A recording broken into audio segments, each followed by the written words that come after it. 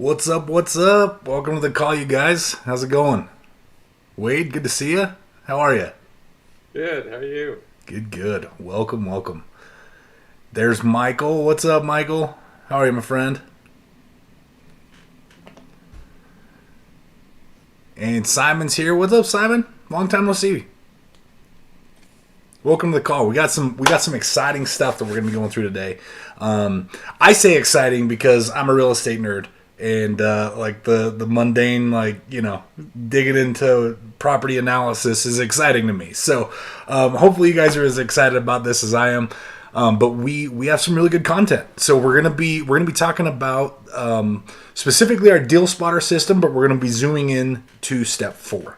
And we're going to be talking about long analysis and due diligence. So I want to share with you guys. Let me share my screen here. Let's talk about the deal spotter system for just a second. Let's see.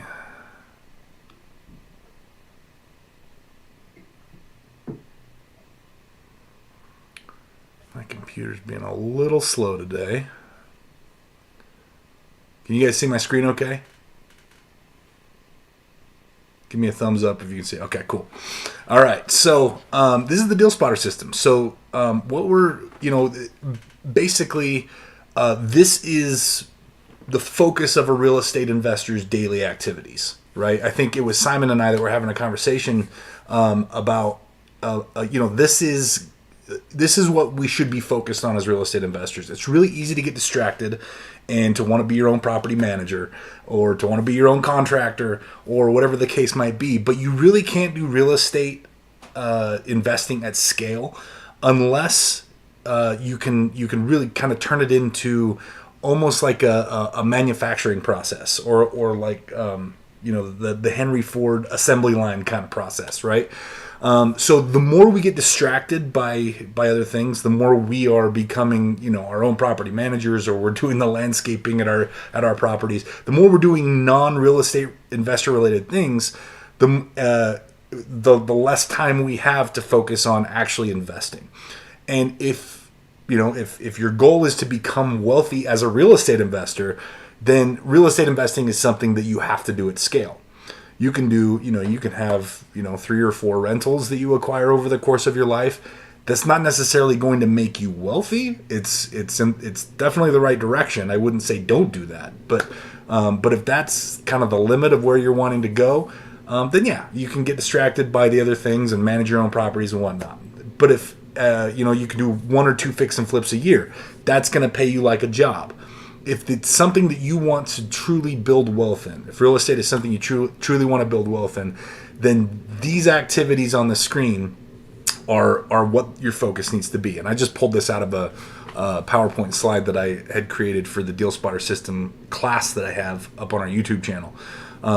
So excuse the fact that it's that it's in Google Slides here, but so here are kind of the 5 steps of the Deal Spotter system, and these are the activities that we need to follow as a real estate investor. Maylee and I kind of break the first 3 steps up into days of the week. Right, Monday we're generating leads, and that's mostly Maylee that does that. But by generating leads, we're simply reaching out to people who have homes that we could possibly be interested in, and we're asking them if they're open to selling.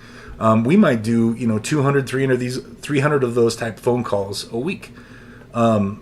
We filter those out by what the low hanging fruit is, right? If the seller says, nah, not interested in selling, if the homeowner is like, nope, I want to keep it, then we don't try to convince them to sell it. We just hang up and move on to the next one. You're going to get a lot more no's than you get yeses, right?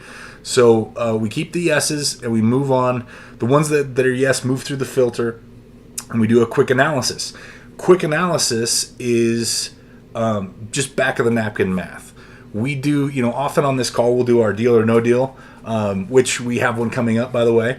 And that activity is designed to make us really good at getting quick analysis done quickly. This isn't something that should take 45 minutes, an hour to do. Once you're good at it, you should be able to do it in under 2 minutes.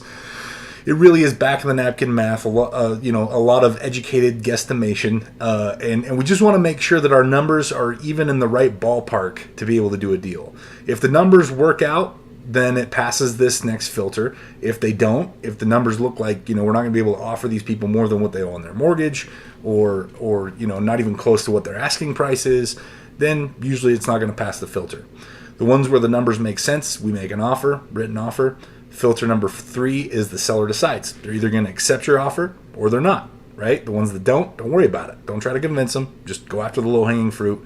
The ones who say yes, move on to step 4, which is what we're going to be focused on for the sake of this call, and that is long analysis. Now, this also coincides with our due diligence period that we have on a property. And this is where we really sharpen our pencil. Over here, we're kind of doing rough math, back of the napkin math, as I like to call it. Over here, we're sharpening our pencil. Now we're getting really close to actually buying the property.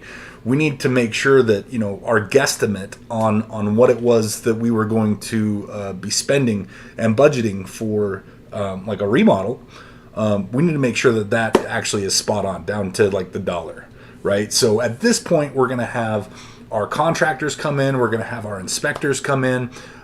We want to know as much as we possibly can about the property. Now, the number one thing that mitigates risks is knowledge, right? We talk about this often. Being an educated real estate investor makes you a less risky investor than someone that's just kind of going out and figuring it out as they go, right?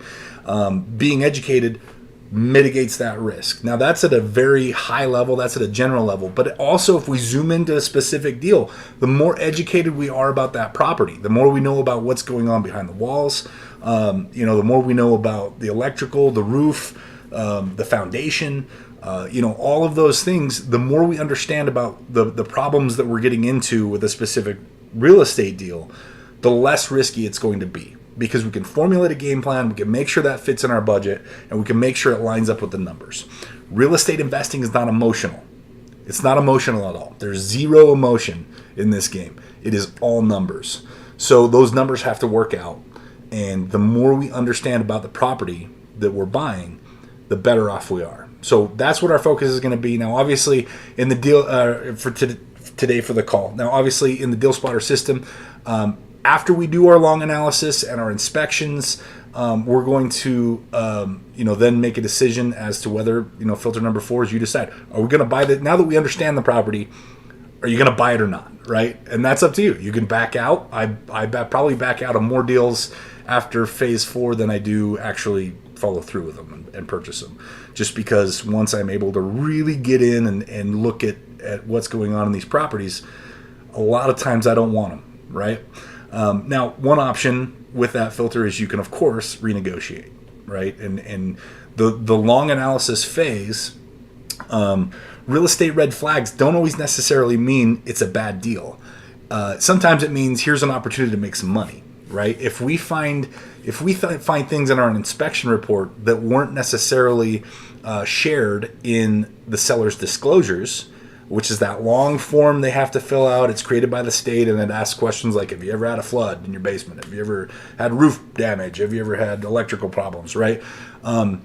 If now they should be telling the truth on that, right? It's kind of an affidavit that they do need to be telling the truth. But if for any reason they didn't know or they fibbed a little bit and didn't fill that information out, and we find it on the inspection report, we can come back to the seller and say, hey, look, there's this problem with the house, right? You've got mold in your basement. Now, whatever that problem is, usually I like to mark that up, right? If it's going to cost me $1,000 to remediate the mold that's in the basement, I'm going to tell them I need $2,000 off the purchase price for that. Because not only am I going to pay the person who's going to go do it, I'm also going to take on the responsibility of that headache, which my time is valuable as well, right? So usually I'm marking stuff up about 100%. Now that's totally up to you how you want to work that in your business. Some things like meth that are a little more invasive and a little more problematic, I mark up even more than that, right? So those real estate red flags, those are opportunities for us to come back and have a conversation with the seller and potentially be able to make more money. So now it's important that we do our due diligence in the right way. Because if we're kind of halfway doing it, we're going to be taking on some liability and some risk by purchasing this property, right? And so you want to make sure that you have your general contractor there at the property, walking through the property with you, going through and making a line item bid of everything that needs to be done. So as he's doing that, he's kind of getting the numbers a little tighter than what you did in quick analysis. Also, once that inspection report comes back, that's something that should be shared with your general contractor so that he can see the things that need to be fixed and also give you a price for what it's going to take to fix those things. Now, a general contractor can't always, like general contractors don't necessarily specialize in remediating meth or mold or termites or whatnot. So they can't always help you with everything, but they are going to be able to probably help you with most of what appears on that inspection report. So we don't want to halfway do that. Make sure you get your contractors out there, and then the other side of it is the inspector itself, right? The inspections that Maley and I do on properties, we always go to the top shelf on what our inspector has to offer. So if there is if our home inspector has like a low end inspection that he'll do for $400 or $300, but then he has like the everything package for $1,100, we always pick the $1,100 one. Now, why would we just go straight to the most expensive one? What do you guys think? Saves you money in the long run. Right. Why does it do that, Michael? Because he goes through every detail, like the meth, the mold, and this, that, and the other. Yeah. Because he's going to be diving deeper into the property. He's going to be spending more time. He's going to be doing more tests. So Exactly. if I just pay for hey, just quickly walk through the property and let me know what you see, he's only going to see so much if he's just kind of breezing through the house. But if he's jumping into the attic and he's looking, he's running meth tests and he's running mold tests and he's checking for radon and all these other things, that's going to, the results of that deeper inspection are going to appear in his report to me. And I can use that report to A, make more money, or B, get the heck out of there because the deal's not a deal, right? So those are things that we all want to be aware of. Now, I would like to, so if you guys have not seen our education platform, it's so robust. I mean, each one of these tiles here is like an 8-hour class. And we have a class. This is the education that both Maley and I learned from.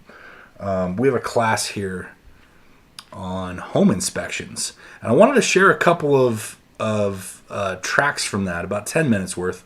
Now, Jason Andrus, he's a good friend of mine, lives up in Idaho, and he's a home inspector by trade, but has become a real estate investor.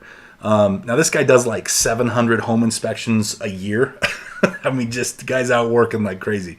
But he as he runs his business, he and is able to be out seeing deals. He occasionally will pick one up and add it to his rental portfolio, and he's amassed quite the impressive rental portfolio over the years. So I want to share with you guys just some of the things. So he's a home inspection expert. He teaches the home inspections and due diligence classes inside the education, and he's got some really good information here. Just a couple of like checklists and stuff that I wanted you guys to see. So this is like an 8-hour class.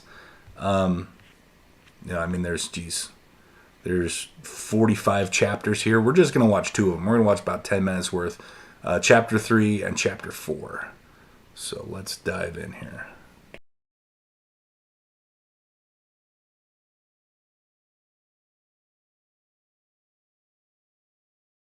Always good to be able to get it done all in that inspection period.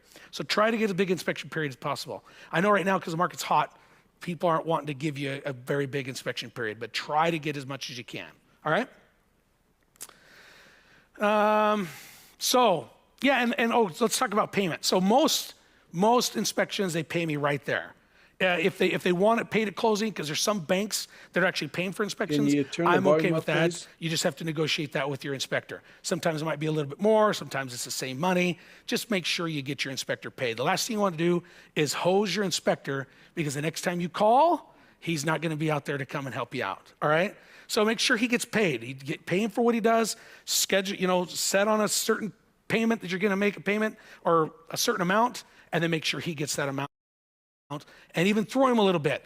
A lot of my inspectors, or the inspector that I use quite a bit, different things, I always give him 25, 30 bucks extra than what he actually charges, because I want him, when I need him, he shows up, because he knows I pay him in cash, and I pay him right there, and I'll give him a little kicker, right? I get gift cards quite a bit from different people, just because, hey, you did a great job, whatever else. I always put those in my console, and I hand those to other people for helping me out. Realtors, they show up, I give them a Jamba Juice card. A contractor shows up and helps me out, I give him something. It goes a long ways, because you want to build a team, somebody you trust, someone that's going to come out and help you out.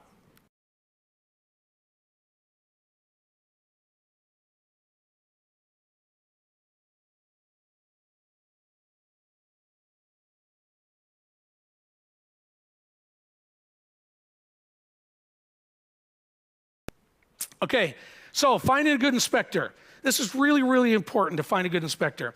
I used to have a rule of thumb with real estate agents, with inspectors, with title agents, with all your different parts of the team. Interview them, talk to them.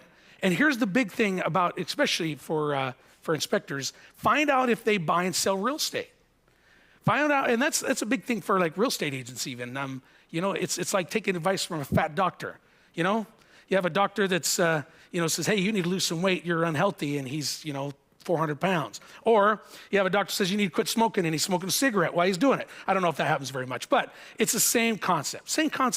Find somebody that knows real estate, that just didn't take some classes online and decided he was retired and wanted to do something different. And not that they do a bad job, but you are investors. So you want somebody that also knows real estate. Somebody that's been in real estate, somebody that's built, somebody that's done remodeling, because you're going to be asking them all sorts of questions, all right? And make sure you get their classifications. What certifications have you got? Have you gone through any of these different things? In the state of Idaho, there is no licensing, but there's a lot of different areas that they have licensing. A lot of states, they have licensing for inspectors. Idaho, we're going to get that way. It just recently gave us the ability to have a real estate key, which was awesome. I thought it was weird that they let us into the house, but they wouldn't let us have a key to get in the house.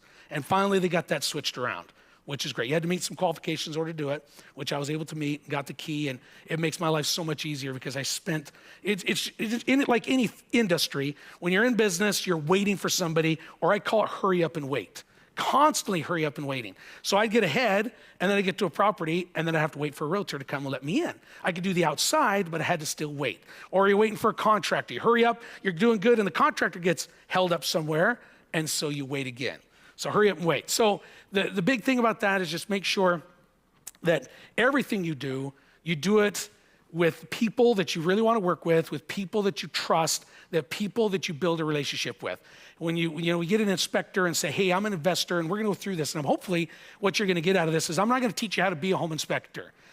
That's not the point of the course. The point of the course is so that you're an educated investor, so when you get a home inspection, you know what to ask for, you know what to look for, and then you know whether or not you need an inspection. Because there might be some houses you go out there and you buy, and you may not even need an inspection. You're able to walk around and look at some different things. You're like, you know what, I'm okay with the shape that it's in. I think I'll be okay. 9 times out of 10, though, you're going to want an inspection. I still get an inspection. I hire an inspector for my house. And you might think that's crazy. And he doesn't charge me very much, but I do it. And the reason why is because I am excited about the deal. And you guys will be too. You look at the numbers, and you looked at the numbers long enough that you're like, you know what, I want to buy this property. And so what that does is it distorts your eye. I'm telling you, I've done this enough. It still does to me. I'm so excited about the deal, I'll overlook stuff. I'll overlook stuff just because that's the nature of who we are and how we do things. So get somebody in there that's not connected to that deal at all, somebody that's a third party that you can trust his opinion, and get him to walk through that property. Now, I do a lot for investors. And what I do is if you don't need a written report, I do it for a discount. If I'm only there for 30, 40 minutes, I do it even for a bigger discount. And I love investors because I'm able to show up, talk to them, chat a little bit, look at the things they want me to look at, give them my opinion, and then I'm out of there and they give me $100. And that's great. So you want to find inspectors. And then there's some you're going to be like, I need a full thing done, especially if maybe you're not from that area. Maybe you got a buddy that's an investor that calls you from another state and says, hey, I think we ought to buy this deal. Don't take his opinion for it.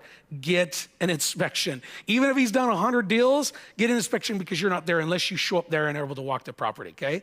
It's $350 to $450 for most inspections. It's worth every penny. Another reason why you want an inspection is if you're negotiating with the bank. If you're buying a foreclosure, you're negotiating, you're doing a short sale, whatever it may be that you're doing, it's really good to have an inspection because now you have a third-party person saying, hey, this foundation's bad. Hey, there's mold in the walls or in the attic or in the crawl space. There's, the plumbing is bad. The well is bad, whatever it may be. Because if you're the buyer and you say, hey, this is bad, they're not going to take that for as much as if you have a third-party professional that comes in and says, this is bad, this needs to be fixed. Then you can negotiate either on price, you can negotiate them to fix it, however you want to work that out. All right? Does that all make sense? Yeah. All right, perfect. So timeline for most inspections. Most inspectors right now, especially because everybody's so crazy busy, they're at least a week and a half out. Sometimes you can fit in, if you just need 30, 40 minutes of his time, maybe an hour, you might be able to fit him in the next couple of days. We're on his lunchtime, or maybe he's going through that area, or maybe he's in that neighborhood. And that's something you need to ask him. Say, hey, the next time you're in this neighborhood, I've got a couple weeks. Would you stop by and would you look at this, and this? Here's the code to get into the house. Go check that out for me and tell me what you think. And that's the kind of relationship you need. That is huge for not only an inspector to help you out when I can do it on my time when I'm in the area, but I'll give you a better discount because I don't have to drive somewhere for it, and I'm helping you out, and I'm in it to make a little money also. Does that make sense? So timeline-wise, just make sure you put your inspection period out there a minimum of 10 days. And if you can even get longer than that, I would get longer than that, because you never know how long the inspector is going to be and how long it's going to take him to get out there, look at it. And then if he puts out some things and said, hey, I think you need a structural engineer to come out here and check out this foundation or check out the attic, then that gives you a couple more days to get that done. And you can get extensions, but it's always good to be able to get it done all in that inspection period. So try to get as big inspection period as possible. I know right now, because the market's hot, people aren't wanting to give you a very big inspection period, but try to get as much as you can. All right? So let's talk about payment. So most inspections, they pay me right there. If they want it paid at closing, because there's some banks that are actually paying for inspections, I'm okay with that. You just have to negotiate that with your inspector. Sometimes it might be a little bit more, sometimes it's the same money. Just make sure you get your inspector paid. The last thing you want to do is hose your inspector, because the next time you call, he's not going to be out there to come and help you out, all right? So make sure he gets paid. He get paid for what he does. Schedule, set on a certain payment that you're going to make a payment or a certain amount, and then make sure he gets that amount, and even throw him a little bit. A lot of my inspectors, or the inspector that I use quite a bit, different things, I always give him 25, 30 bucks extra than what he actually charges, because I want him, when I need him, he shows up, because he knows I pay him in cash, and I pay him right there, and I'll give him a little kicker. Right? I get gift cards quite a bit from different people just because, hey, you did a great job, whatever else. I always put those in my console, and I hand those to other people for helping me out. Realtors, they show up, I give them a Jamba Juice card. A contractor shows up and helps me out, I give him something. It goes a long ways because you want to build a team, someone you trust, someone that's going to come out and help you out.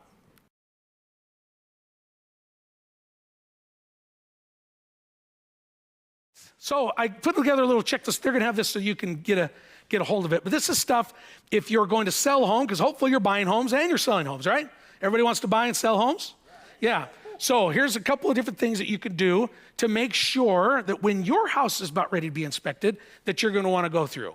And just a quick checklist to make sure that things are good, that things are where they're supposed to be, so that you don't get a big, huge laundry list of inspections. Of inspection stuff. Now, here's another secret I'll tell you, because I'm an investor also.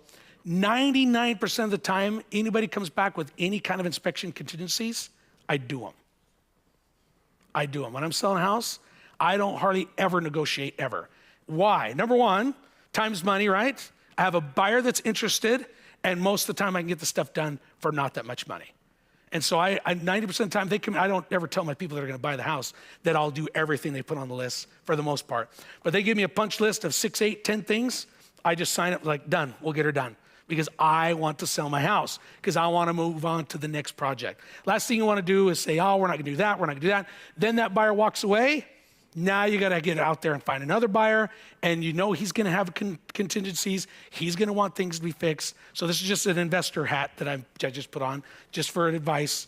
Just do it. Unless it's something crazy like they want you to lift the house and put a new foundation in, you know. That's obviously something you probably wouldn't do. But, you know, just do it, because you are buying, selling homes, and you want to make money. All right, so that's a quick little list of some things you can look at and you can look at later and kind of get familiar with. All right, so these are the different points that we're going to go through. There's 16, I think I counted, and these are all different aspects of the home that I dig into, that you're going to want to be aware of, that an inspector is going to be aware of. I'm not going to cite any code, okay? All my inspections, I tell realtors all the time, I don't cite code. 90% of the time, I don't cite anything that's code, because most houses, I mean, if most houses I'm doing don't come up to current code anyways. So if all I did was cite code, that's all I'd be doing. What I do is functionality and safety. If it doesn't function like it should, then I'm going to call that out. If it's unsafe, I'm going to call that out. And a lot of times that is a code violation because it's unsafe, you know, wiring and whatever else, which we're going to get into electrical. But that's what I tell people that I'm doing. Codes, I could cite those all day long. What you want is is it safe and does it function? Because if it's not, you need to make sure that those things are from every aspect of the house. All right? So let's get into the first one. So this is a little sample picture of my report. And what's great is the software is awesome. It saves me a ton of time. I can go through and hit, you know, soil drainage locations, you know, is it level, is it minor slope, moderate slope, and I just click it. And it makes me look like a genius, because when it all prints out, it's like, holy cow, this guy's awesome. But isn't that the way software is supposed to do, right? They're supposed to make you look like a genius. So they do a great job. I just have to click, click, click, insert a few pictures, and it turns out awesome. So just so you guys kind of know what my report looks like. All right, so some good stuff from Jason Andrus there. I think a lot to be learned from this class. And this is where I learned how to do my inspections. And I'll tell you something. Doing your due diligence on a property does not necessarily mean that you're going to 100% skirt any issues, that you're not going to, you know, that there isn't going to be an oops somewhere along the line in the property. But what it does do is it mitigates a lot of those, right? I would rather have one or two, like, oops, we didn't notice this before we bought it, rather than 45 of them, right? Because those can get expensive, and that's how you lose money on a project like a fix and flip. And you know, that's how you lose money on a rental, because then you have tenants move in, and because they're living there, they notice these problems and they need to have them fixed, and you didn't notice them when you bought the property, and now it's your responsibility to fix them, right? So what did you guys pick up from that segment that I shared that maybe stood out to you as like, you know, this is going to be important as I'm looking to pick up properties? Like, this is something I need to make sure I do. Anything stick out?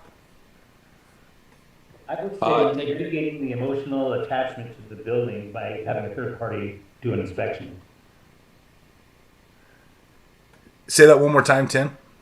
Sorry. What I said was I like the part where you say, you know, mitigate the emotional attachment one might have to a building. Have a third party do it. They've got a good eye. Yeah, exactly. So I love that he's like, look, I'm an inspector and I'm an investor, and when I'm wearing the investor hat, I get a third-party inspection because I'm attached to the property as an investor. And that's an important thing. Like I talked about that at the beginning of the call. Detaching emotion is so important in investing, but it's easier said than done, especially when we're new investors, right? When you're going through that deal spotter system, and you know, you've generated a ton of leads and you've done a ton of quick analyses and you've made a few offers now, when one of them sticks and you finally get to the point where you're doing a due diligence on a property, you tend to kind of get attached to it, and it's hard to detach that emotion from it. So having a third party person come in and run that analysis, I think, is so important. And I know it's tempting, especially, when we were all taught in the employee mindset, and we were all taught to have a scarcity mindset, like pinch pennies where we can, right? When you've got an inspector that wants you to charge you, $6, $7, $8, $900, $1,000 for an inspection, to be like, well, I'll just look really hard, right? Like, I'll just take extra time and like look really closely at stuff. That doesn't mean that you're going to be emotionally detached from that. And also, it doesn't mean you know what you're looking at. Real estate investors are not home inspectors. They're not the same thing, right? Our job is to do the deal spotter system. Our job is to generate leads, run numbers, make offers, have third-party inspections done, and decide whether or not we are going to be buying the house. Let's see, Micah said, throwing the inspector a little something extra so he remembers you and wants to be there for you when you need it. Yeah, that it's amazing what that does to the timeline too. If he knows that, he's like, hey, Micah always throws me an extra $100 every time I come out. Like, I've got this full list of stuff I got to do today, but I know I'm going to make an extra $100 if I hit up Micah first. I'm pretty sure Micah's going to be getting that attention as quick as he needs it, right? So, I'm an advocate of that. I've always said, using real estate agents as an example, don't try to negotiate down an agent's commission. Like, they work hard for what they get paid, and just because you're doing, 3-4 transactions a year with them doesn't mean that it makes it any easier per transaction to do what they need to do and to do their job. So I'm a firm believer in pay professionals, and have a strong team of professionals that are willing to, perform for you. And when you do that, the little something extra, to Micah's point, the little something extra that you throw him, he's gonna favor you, right? He's gonna take care of you. With an agent that you pay full commission, and he's got 3 or 4 other investors that always want him to take 2% or 1% commission. If he finds a deal and he's like, hey, this is going to be a great investment property, I'm going to throw it to Mitch first because he pays a full commission, right? So always take care of your professionals. As a real estate investor, being a jack of all trades is a deterrent. You make less money if you try to be a jack of all trades. Specialize. Focus in being just an investor. Put aces in their places around you. And that's how wealth is built in the real estate investing game. Simon says, getting a professional third-party opinion to help negotiate. Yeah. So again, like Jason Andrus, the instructor, brought up, we can use the stuff that we see in the inspection report, the stuff that comes back to us. We can use that to negotiate with the sellers. And that's why, when we talk about quick analysis, I know today we're talking about long analysis and due diligence, but when we talk about quick analysis, I always say, don't forget to pay yourself, but make sure in your quick analysis numbers that it's the minimum desired profit. So the least amount of money you'd be willing to take on this property. Because in long analysis, a lot of times there's other ways for us to widen that gap. We can take a single and turn it into a home run simply by finding problems that we can fix. Right? So you don't need to try to make $1 million on every deal. In fact, if you're trying to do that in quick analysis, you probably won't get many deals to pass the filter. So minimum desired profit in quick analysis, get it to pass that filter. And then when you get to long analysis, negotiate that spread based on problems you can solve. The best advice I ever got was from one of my mentors when I first started investing in real estate. And that was, a real estate investor is a problem solver. A real estate investor is a problem solver. That's what we do, right? If we can come in and solve people's problems, then we're worth our money. People who have distressed properties. One great example in this market is people who are losing their homes. People who are going through divorce, people who have had death in a family. A lot of times real estate can create a really big problem. if it's attached to any one of those things, right? And so we can come in and solve their problems.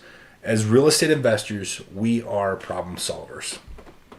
What else stuck out to you guys? I heard someone, Tim shared, I heard someone else speak up. Who was that? Come on out. Let's hear what you have to say.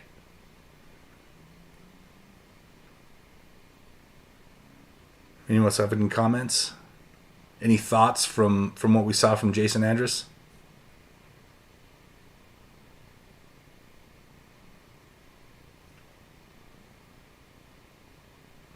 Christine says, it would be awesome to speak with you. Oh, this is a personal message. Never mind. Sorry, Christine. I will respond to that. So let's get back. So let's get back to the Deal Spotter system. Let me share my screen here. Let's take a look at that. Oh, you okay? If I okay. She said it'd be awesome to share. She just gave me permission to share. So it would be awesome to speak with you personally sometime. I'd love to speak with you, Christine. I'd imagine that you're busy a lot of times. So am I. We did a deal years ago, and I'm still trying to recover. I'm not going to go into lengthy text. Feel free to contact me. Absolutely, I'll reach out. Now, you mentioned you did a deal years ago. You're still trying to recover. It's a lot of times it's these it's the inspections that keep us safe at the beginning, right? So that we know what we're getting into. But it's not bulletproof. It's not bulletproof. You're still going to have some things that pop up. I have to say, every single fix and flip I've done, and I've done over 200 of them now, every single fix and flip that I have done, I have encountered some sort of problem that cost, thousands of dollars to fix that I didn't catch before I bought the property. So that's just the name of the game. But this really does kind of help us mitigate a lot of that risk, right? Like I said, I would rather have one or two of those surprises than one or 2 dozen of those surprises. And inspections, bringing contractors out, having your professionals in place by this 4th step in the Deal Spotter system, the long analysis, the due diligence period, having your professionals there is going to save you a lot of headache, a lot of heartache, and a lot of money in the long run, right? It's going to put that money right back into your profit margin. $43,000 loss. Man, that's a bummer. I'm sorry to hear that. Those are not fun. I've had deals that are just, it's like it takes you forever to recover from, emotionally, financially, all the things. So I definitely empathize with that. Christine, if you want to just direct message me, private message like you have been, just shoot your phone number over to me, and I can I'll reach out to you via text. Okay. All right. So let's chat a little bit more. So what's any questions around the 4th stage, the due diligence stage? Is there anything that you guys are kind of like, anything going through your head right now that you're like, something that stuck out to you that you didn't know before? Any questions that you have? Christine, I'm writing your number down so I can reach out to you afterwards.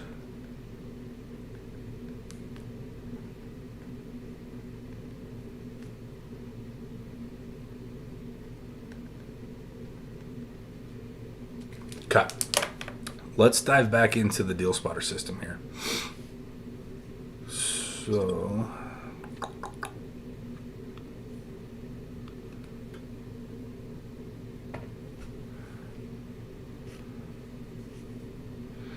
that's not what we want.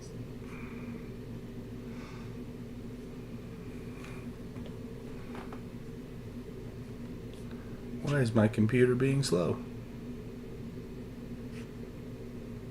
Being extra slow today. Sorry about that, guys.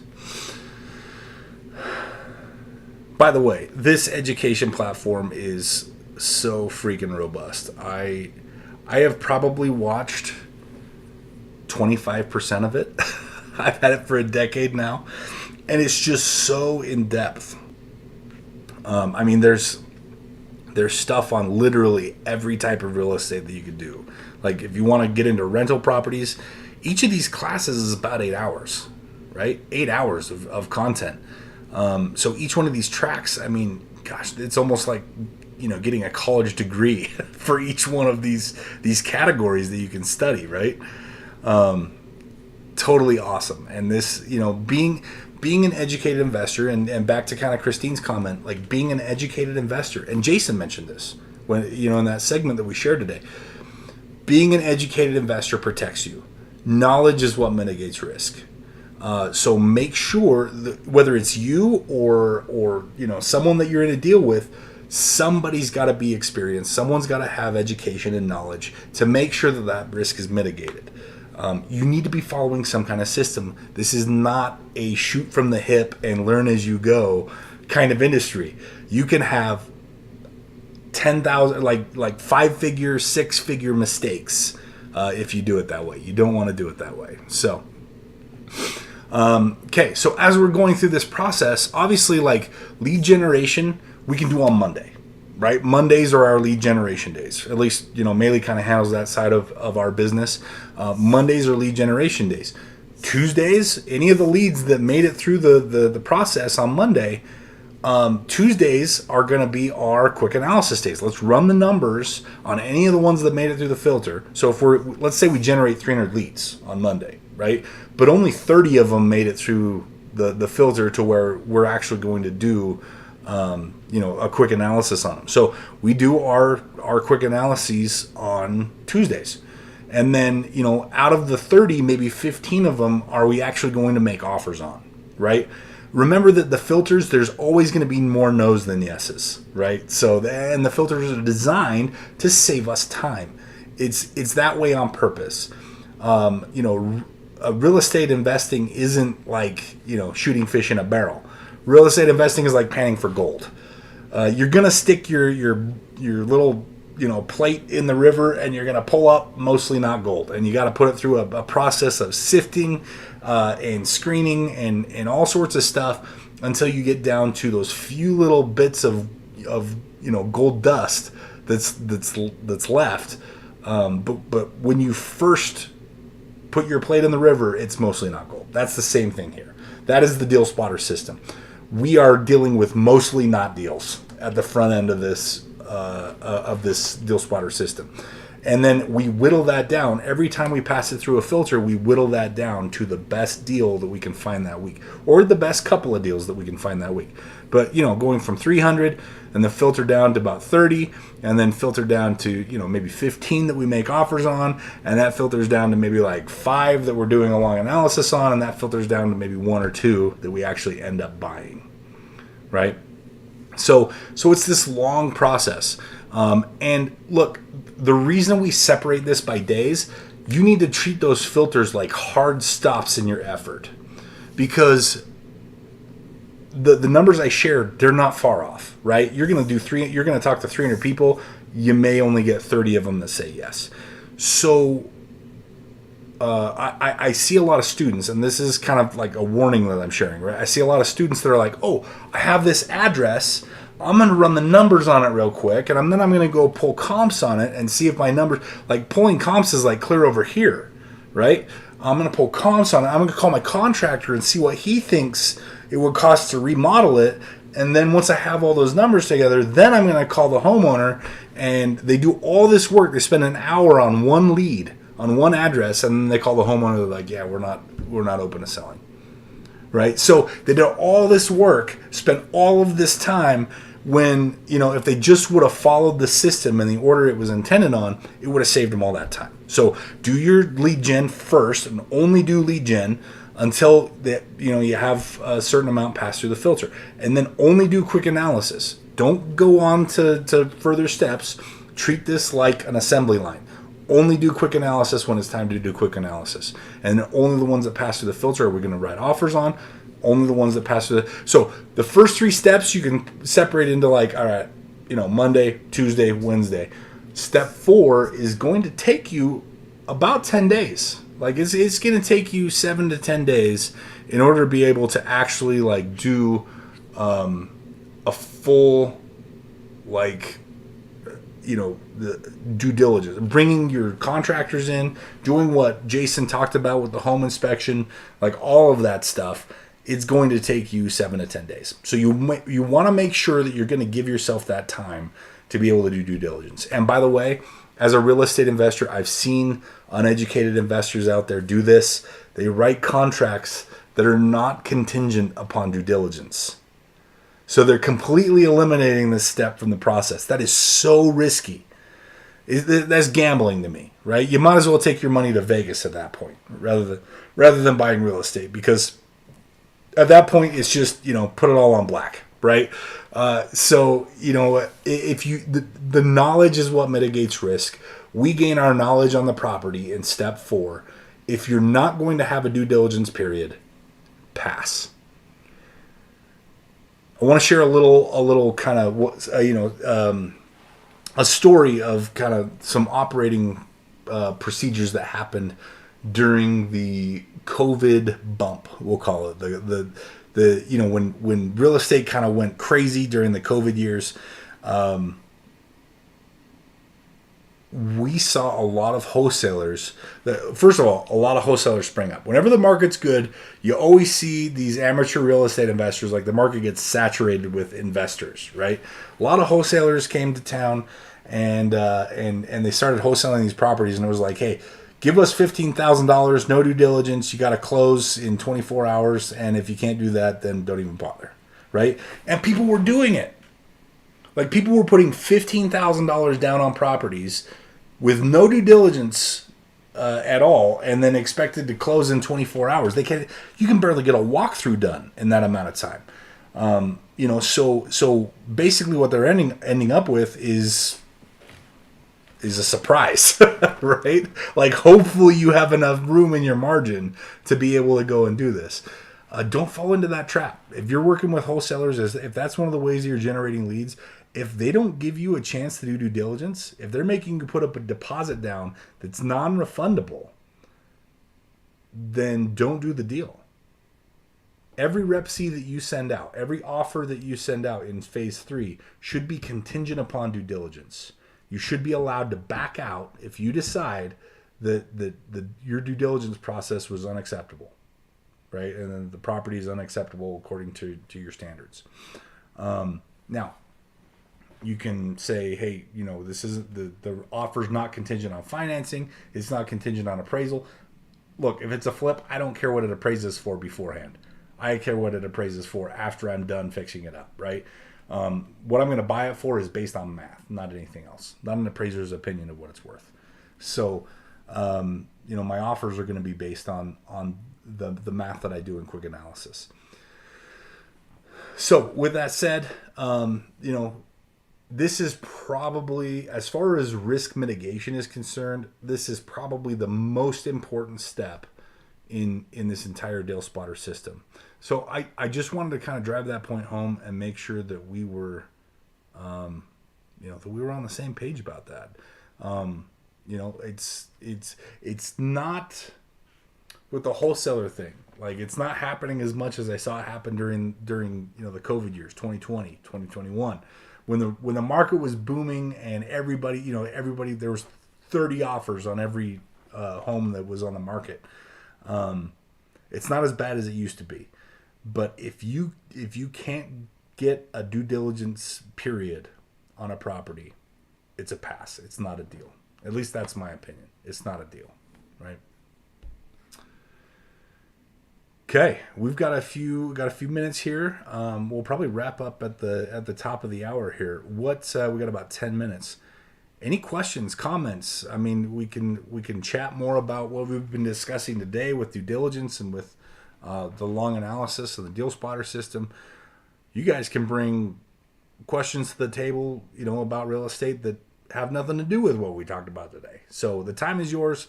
Feel free to come off mute if you'd like, and let's talk about your questions, your thoughts. Mitch, it's Tim. I've been involved with more than a handful of deals since I've been here in Utah, and each and every time something goes wrong, it's because we didn't do a part of the checklist every damn time. Yep. It's would have been, had we just followed the checklist, it would have happened every time. And so what you're saying is very important to go through the steps. Don't circumvent them.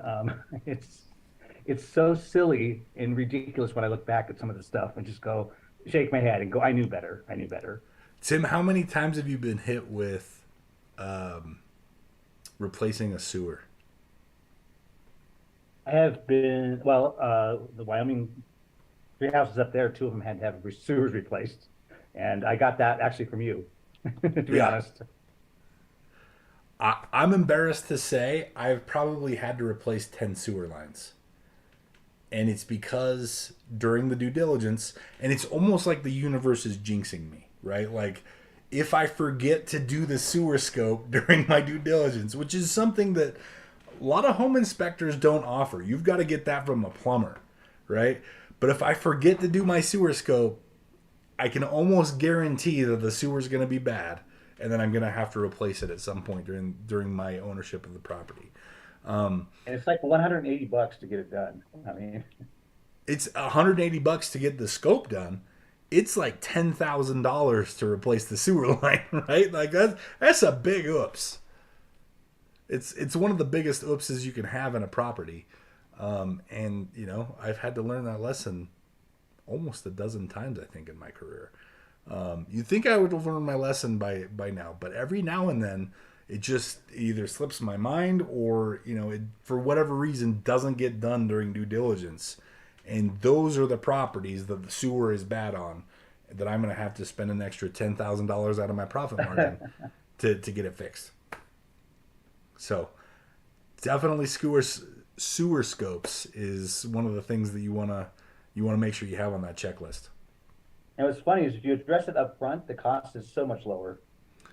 It really is. It really is. We kind of have this, and I think it's human nature a little bit, and the employee mindset kind of amplifies that side, the scarcity side of our mindset, to where, I think we have this attitude of penny pinching, right? Where we don't want to spend the money on a sewer scope. We don't want to spend the money on a premium home inspection. We don't want to spend the money on, a licensed contractor, for example. But some of the best advice I ever got was from one of my mentors early on, John O'Neill. Told me, John, right, Tim? I do. Yeah. So John O'Neill told me, and this advice has stuck with me ever since. John O'Neill told me, if you think it's expensive hiring a professional, try hiring an amateur. Now, I'm an amateur. I'm an amateur attorney. I'm an amateur accountant. I'm an amateur painter. I'm an amateur plumber. I'm an amateur home inspector. I'm an amateur property manager. I'm an amateur contractor. I am an amateur at everything except for real estate investing. At real estate investing, I'm an expert, right? And that's basically limited to those 5 steps that we just had on the screen, that deal spotter system. Everything else, we need to put aces in their places, as Michael Huggins always says, right? We need to put aces in their places. If we're going to be doing a sewer scope, hire a plumber to do it. Don't rent the equipment and try to do it yourself. You don't know what you're doing, and you're going to end up costing yourself more money than it would have cost you just to have the inspection in the first place.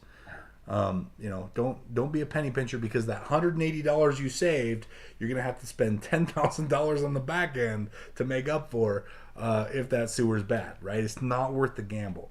Real estate investing is not gambling. At no point is it ever gambling. And if we bypass on an opportunity for discovery of knowledge, especially in a property that we're working on, or knowledge in general, really, then we are gambling. I think that, in my opinion, gambling and investing are on the same spectrum, but they're the radical sides of the spectrum, right? Gambling is something that, regardless of the amount of knowledge you have, it won't change the outcome. Right? Gambling is like, roulette. Gambling is poker. Gambling is, anything in a casino, right? Doesn't matter how much knowledge you have. Really, at the end of the day, the house has stacked the game in its favor, and your knowledge really doesn't mean all that much. Investing, on the other hand, is the risk is mitigated by knowledge. You can mitigate most of the risk, not all, and that's an important distinction. Not all of the risk, but you can mitigate most of the risk by simply having an understanding at a high level of real estate investing, and this is why education is so important, but also at a zoomed in level of your specific property, and that's what we're talking about tonight, of the deal that you're working on. The level of knowledge you have mitigates that risk. So, knowledge is what changes that. And real estate investments can be gambling if you go in with a lack of knowledge. This game is not gambling. It should not be played like gambling. You will eventually lose if you play it like gambling. And I don't recommend doing that. Get knowledge, gain knowledge, get education, treat it like a career, and it will pay you well. It will pay you very well. Love it.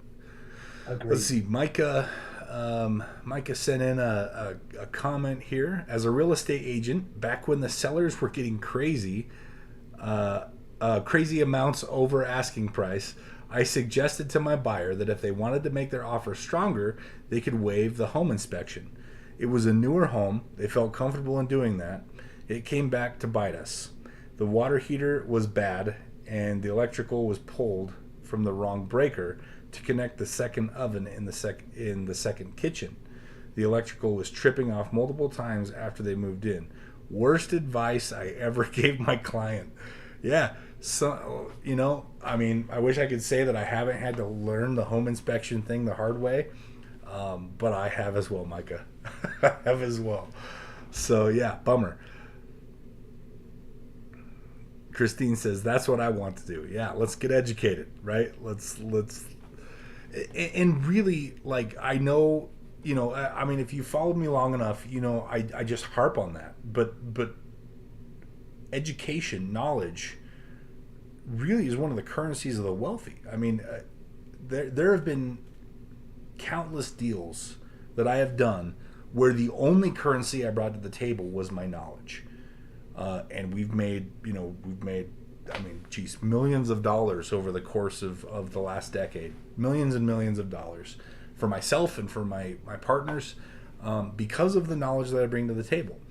And in many cases, especially for people who are like aspiring real estate investors who just are about to get started but they don't have any cash, they definitely don't have cash to go out and start buying real estate, they don't have credit to go out and start buying real estate. The currency that you can bring to the table is knowledge.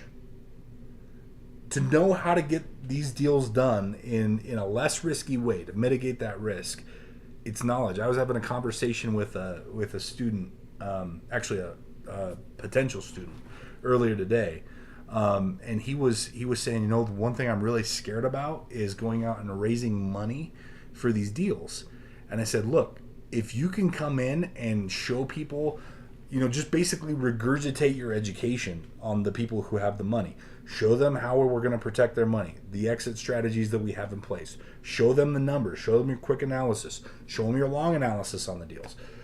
If you can show them from every direction how they're going to be protected and how they're going to make an incredible rate of return, they'd be dumb not to give you money to go invest in real estate, right? So that is the value that we can bring to the table as investors. That is a huge value that we can bring to the table. The reason most people don't invest in real estate is because they don't know how. And they're smart not to. Because if they don't know how, it's gambling, right? That's where educated investors like us come into play, where we can, take the information that we've learned, we can take the knowledge that we have, and we can monetize that. We can throw that as our contribution to a deal, bring in some partners who can throw some money at the deal, get the deal done safely, get it done on budget, make a profit, and everybody's happy. So Christine says, we learned that the inspection thing, We learned that inspection thing just buying our home, and it was a model home. LOL. When they said model, that was what it was. Nothing was hooked up right. Yeah, I mean, look, I walked through one of our fix and flips. In fact, we just filmed. Micah was part of this video. We just filmed a collaboration with Micah and his wife, and Micah's wife Rochelle. Wonderful person. She's an incredible cook. She has a YouTube channel called Kitchen Love that she shares incredible recipes, and she cooks on YouTube, and she has an awesome show. We just did a collaboration with them. Our most recent video on our channel, Flipping with Mitch and Maley, is a cooking challenge that Rochelle challenged us to, and we were at one of our fix and flips. We were at Apollo in the kitchen. And the reason we chose to do this collaboration is because Maley is like, I have designed dozens and dozens, if not hundreds, of beautiful kitchens that I've never gotten to cook in. And I said, well, let's change that. Let's do a video where we get to actually cook inside of one of the kitchens that we designed. And so we did. We went to Apollo, which is one of the flips that we have on the market right now, and we cooked in the kitchen. And just like, this is our flip, right? This is like our deal. Like, we went to turn on the stove, the electrical's not hooked up right on the stove. That's something that would have been caught in the inspection, right? That the buyer was doing. The electrical, it's a gas stove, so the gas worked. The gas was hooked up correctly, but the electrical wasn't hooked up right. So there's all sorts of things that you can miss. This is why home inspections are so important, right? They're important as buyers. They're important as sellers. We want to make sure that we're creating a quality product. But I think they're even more important when we're buyers. We want to make sure we know what we're getting into. Charlotte says, my sister always gets a home warranty and has done well with them. Do you ever buy the warranties? So here's the thing, Charlotte. When Maley was with her previous brokerage, she was required by her broker, because she had interest in these deals that she was selling, our fix and flips. She was required by her broker to buy a home warranty for every one of the homes that she sold that she had interest in. And that turned out to be one of the best things. In fact, we have made it a corporate policy inside of our company. It's a company policy that every time we sell a home, we buy them a $500 home warranty. Because how many things can go wrong in a $1 million home in the Salt Lake City area that costs more than $500, right? And if we're on the hook for that, we're coming back and we're having to buy them a new stove or fix an electrical problem or whatever the case might be. Home warranties are a good investment.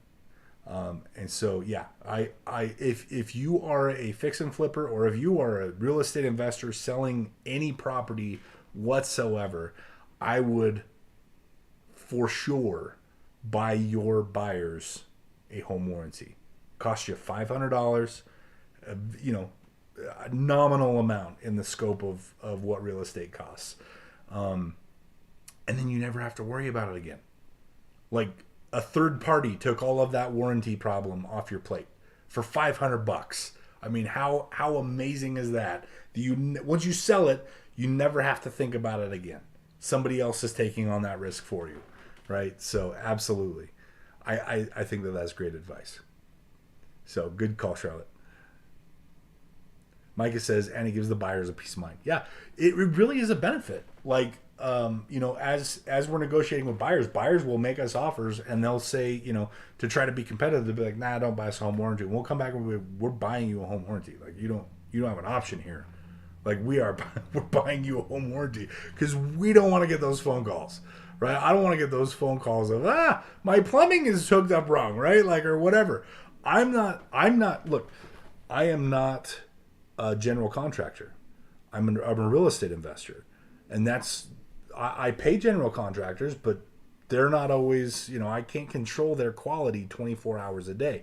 I'm focused my time on doing the deal spotter system, doing real estate investor-y things, right? So with hiring general contractors, sometimes they miss stuff. Sometimes the plumber misses something and the general contractor doesn't notice that they missed it.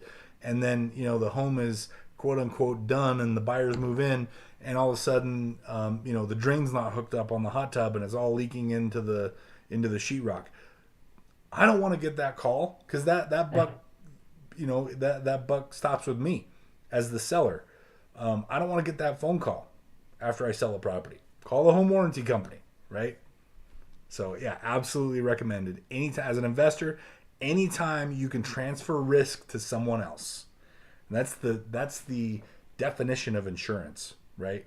We're paying for a service of being able to transfer the risk to someone else. Do it. Absolutely do it. Home warranties, insurance, absolutely a real estate investor's best friend, because a real estate investor's worst enemy is risk. We can mitigate most of the risk with knowledge. We can mitigate the rest of the risk with insurance and warranties, right? We can pay someone else to take on the rest of it. So Mitch, a funny story, really quick, was please. we were going on vacation and our house was selling, and it actually closed while we were out of the country. But we had done everything we needed to do. By total fluke, the people that bought the home, we did a home warranty thing, a package on there. They as well, we didn't know this, we're not present, to go into the house after it was closed. There was like a week, the house was empty, but nobody was there. And of course, that's the week a leak sprung.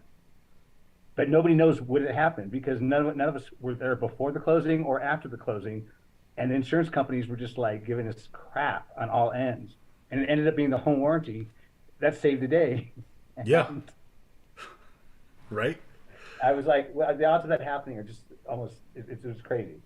I just recently found out, speaking of which, Tim, I recently found out that Dominion Energy, who's the gas company here in the Salt Lake City area, Dominion Energy offers, and I don't know why a gas company offers this, but they offer insurance for like $4 a month. They offer insurance on your sewer line.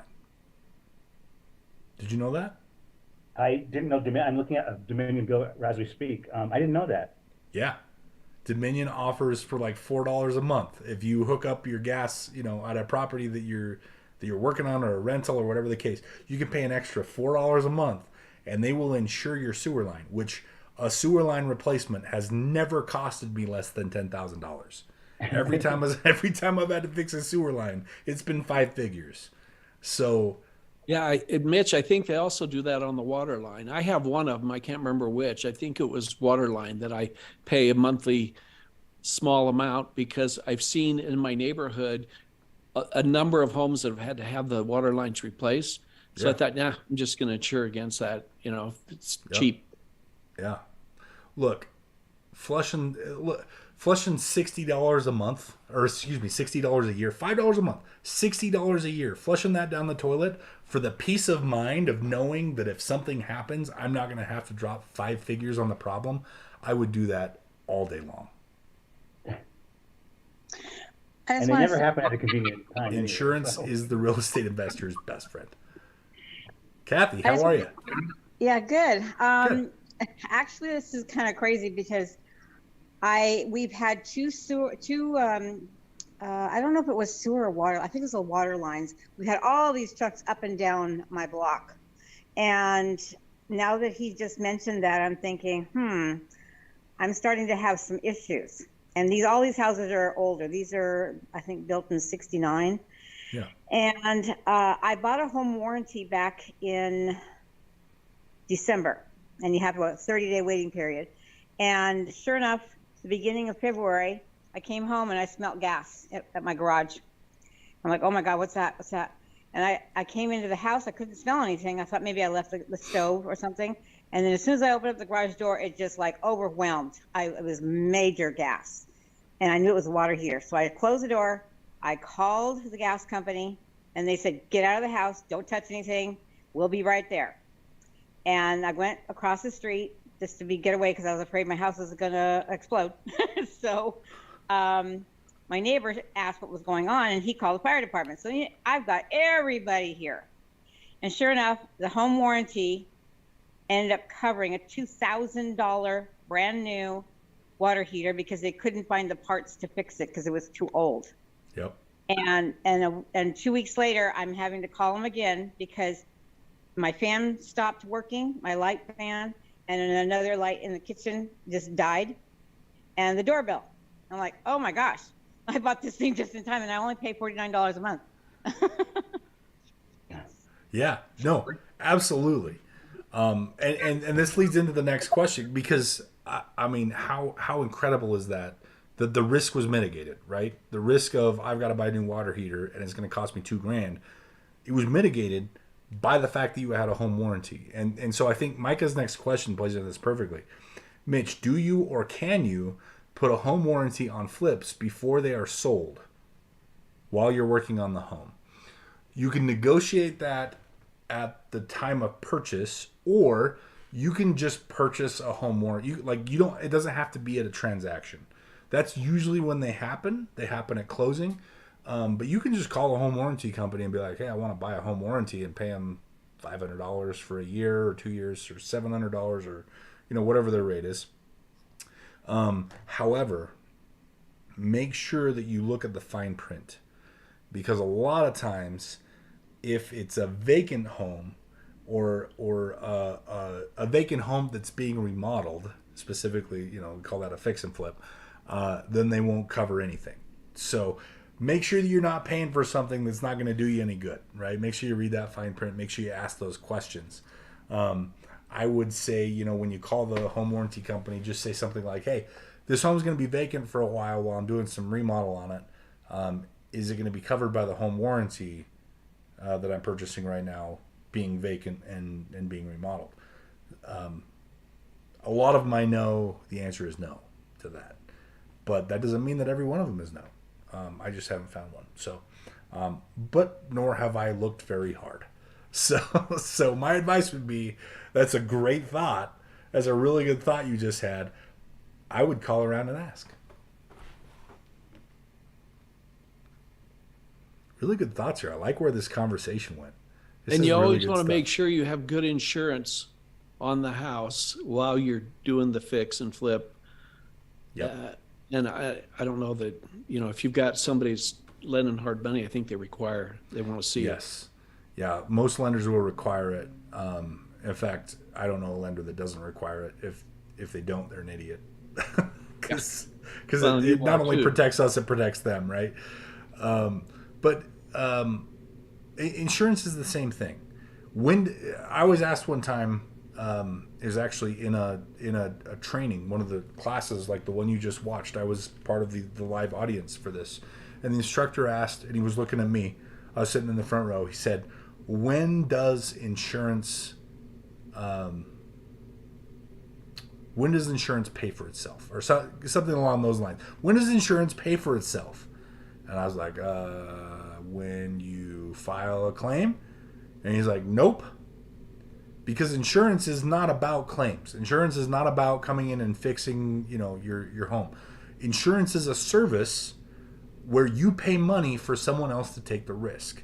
So when does insurance start working? It starts working right away. Because as long as you're paying your payment, as long as you're paying your premium, they are taking on the risk that you would otherwise take on. And it's important to keep in mind, vacant home insurance is much different from occupied home insurance, right? So don't think that, if you're going to move out of your house and you're going to fix it up and turn around and flip it, that your home insurance while you lived in the house is going to cover all of the things that could go wrong while the home is vacant. It's a completely different insurance product. So, make sure that you're transparent with your insurance agent. There's no reason to hide anything from him. Explain to him exactly what you're doing, because chances are he has a product that'll fit what you're trying to do, and that will absorb the appropriate amount of risk for what it is you're trying to do. If an insurance agent is not someone you should try to hide stuff from, right? Oh no, we're living there, right? Well, he's going to sell you a totally different product that if something happens in the home and they can prove that someone wasn't living there when it happened, completely voids the insurance. So you're paying you're paying the insurance company to take on risk that didn't exist in the first place, right? You want to make sure that what you're getting what you pay for. So absolutely be transparent with your insurance agents. Good comments. Good questions. Anybody else have any questions? Any thoughts, Yeah, comments? I want to add one more thing. Yeah, Kathy. Make sure you check your deductibles as well, because we had a damaged roof from some high winds out here. Yeah. And I had told my son to make sure you change that deductible or have that deductible down to 500. He said, yeah, I will. Well, he didn't. Cost him $2,000 deductible. So the next time I did it on his other house, and sure enough, he had damage, and they sent him a check minus to $2,000. And I called him up. I said, hey, I changed that to $500. Oh, when did you do that? And thank God I kept all my records. Called him up, and then they sent him the rest of the money. Nice. So yeah, that's pretty big, knowing what your deductibles are, yeah, especially if it's short term. If it's short term, then you definitely want the lowest, even though the insurance is going to be higher. It doesn't matter because it's short term. Yep. Insurance is something. Okay, look, insurance is the real estate investor's best friend. You're not going to ignore your best friend. You're not going to neglect your best friend. Don't be like, oh, insurance is something off in the peripheral that I don't pay attention to. No, insurance is the real estate investor's best friend. So make sure that you're giving it the love and attention and thoughtfulness that you would give your real best friend, because it's going to keep you safe and it's got your back as long as you're giving it the attention that it deserves, right? So make sure you're on top of that stuff. And if you haven't looked at it for a while, check it often. That's a good call, Christine. I appreciate that. Any other questions or comments? I love where this conversation is going. Let's keep it up. Hey, Mitch, I had a question, not on what we've been talking about, but are you finding it any amount of a challenge to figure out what the ARV is going to be in a market where home prices have been going down, and you're having to kind of figure in some extra margin in there? Or how are you looking at that? It's tough. It's tough because what I've always suggested is, none of us have a crystal ball, right? So what I've always suggested is calculate your ARV based on the current market. But in a market that has a downward trajectory, where we're all pretty confident that it's going down, right? You've got to build in some extra margin. And to be honest with you, Dave, I don't know what that number is. I mean, yeah, your crystal ball is as fuzzy as mine. So it's tough. It's tough to flip in this market, and that's why Maylee and I have stopped buying flips. We have some flips, and probably we'll have to convert some of our flips that we bought, before we were confident that the market was going in this direction, and that's okay because we structured them correctly to where we can execute those backup strategies where needed. But I don't know if I would be. I mean, I'm not, right? I'm not buying flips in this market. I've shifted my focus. All of my lead generation is based on seller finance acquisitions. In my opinion, that's the only thing that's working right now. Is a long-term hold on a seller financed acquisition. So, sorry, Dave. So you're just renting. So you're looking to satisfy the market with demand for renters, and you're just putting renters in. Is that right? Yeah. And I read an article the other day. There is an average of an $1,100 deficit between what you pay on a mortgage on a subject property and what you would pay on rent at that same property. There's an $1,100 deficit. So that means if you can rent it out for $2,500, your mortgage payment's going to be like $3,600. Oh, wow. That is absolutely insane to me. So we can't flip in this market condition because we know the Fed is trying to force depreciation on our assets right now. It's really tough to, like you brought up, it's tough to flip. It's tough to calculate an ARV when really I think it's going down. the only thing we can do is look for those deals that, you know, they got their mortgage 3-4 years ago when rates were at 3%. We can take it over, you know, because they're going to lose it or whatever, and we can take it over and start making the payments and rent it out at the previous value, or the values from 3-4 years ago, at the rates from 3-4 years ago.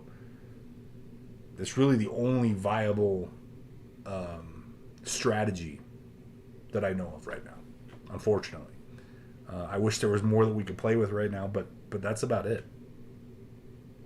At least as far as what I've seen, right?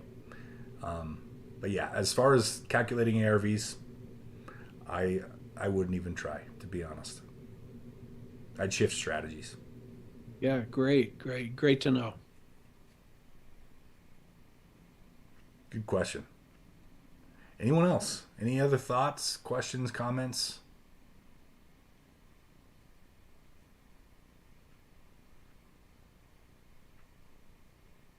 Okay. Guys, we have we've got an episode coming out on our YouTube channel, Flipping with Mitch and Maley on YouTube. We've got a before and after episode of our property holiday coming out this Saturday at 6 p.m. You don't want to miss it. Make sure you subscribe to the channel. And this property is actually under contract right now. We close on Friday.